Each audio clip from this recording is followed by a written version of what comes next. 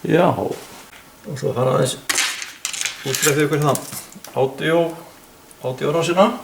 Þetta magnari og þetta hérna er kallað jacktengi. Það er plast yfir þetta hérna. Þetta er bara það sem er stungið inn í síman ykkar og tölvur fyrir headsetin, kallað jacktengi. Og það er sem sagt, það er hér. Hérna eru tveir vírar úr þessu, tveir vírar. Og annar er að fyrir í langa banan hérna, langa hér sem er jörðin og hér er svo hægri rásinn og vinstri rásinn, eða öfugt, ég man að þetta er sem stereo og annar vírinn fer í langa og hinn fer í hérna gæja hér. Það má líka fara hingað og þá lóðu þetta hérna aftan niður hérna. Svona. Og svo erum við með hátalara, við erum flest séð hátalara, hann er bara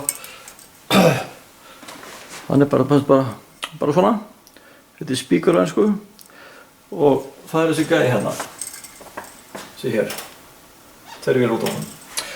Ok, svo tengjum við þetta bara upp á borðbretti, eitt viðnám hérna og stillið viðnámið hér og þetta viðnám er bara til að mæla spennu á eftir, til að finna bassstrauminn. Og hér eru svo tvö viðnám, ég er bara hliðtengið 120 ohma viðnám, þá eru cirka 60 ohm í það heila, til að deila hitann og þau hitna aðeins. Og hér er bara transistorinn BT139 og hér eru tveir þjartar. Þeir eru að fá geta elektrolít þjartar og það er eins og tunna. Þeir eru sem sagt svona og þeir eru pólaðir, það er svona strik hérna niður með mínusum eða þá að lengri fóturinn á þeim er plusinn og stutti fóturinn er mínus. Þannig að þeir eru bara hér, hérna þéttir og hér þéttir. Þéttirinn hann sem slítur í fundu DC rafmagnið en AC fer á milli. Þannig að hérna er svona ádióbylgja, þá fer hún inn hérna líka. Hún er alveg óbreytt héðan og hingað, en sem hérna eins og kannski 5 volt og hérna 12 volt, þá fara þau ekkert á milli. Og sama hérna. Hérna er einhver ádió út, einhver stórt merki hérna og það fer alveg eins hérna í gegn. Svona, tekum þéttinn. Og það sem við gerum, við setjum rákuna upp, við setjum rákuna 12 volt og síðan horfum við á spennugjafanum. Spennugjafinn sem sagt er með frá til displayin hérna og þau horfum á amperinn hér, á strauminn hérna, amper. Hérna og stilli viðnámið, þannig að hérna séu cirka 0,0 kannski 3 amper, 30-40 milliamper. Svo maður fari ekki að hitna.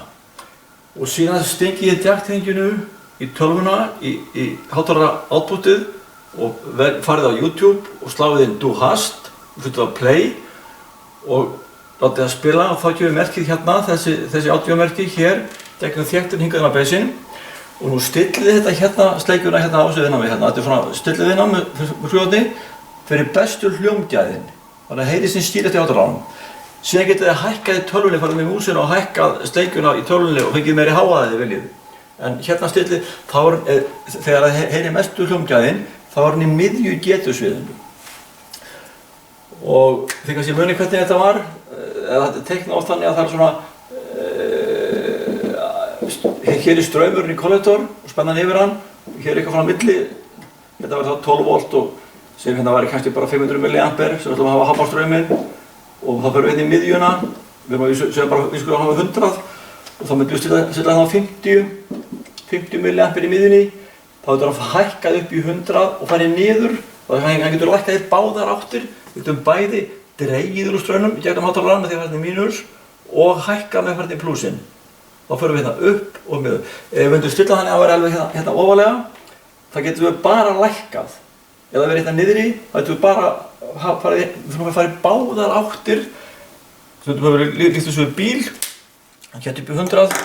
Ef við kærum á 50, þá getum við bæði gefið í og hægt á okkur. Þá er bíllinn í miðju getusviðinu. Og það er eins með þetta stig hér, við stillum á þannig að sé cirka í miðju getusviðinu, þá fáið þið sýnisbylgjuna alveg heila héðan og hingað út. Ok, svo er bara hérna tengja það á brauðbretti.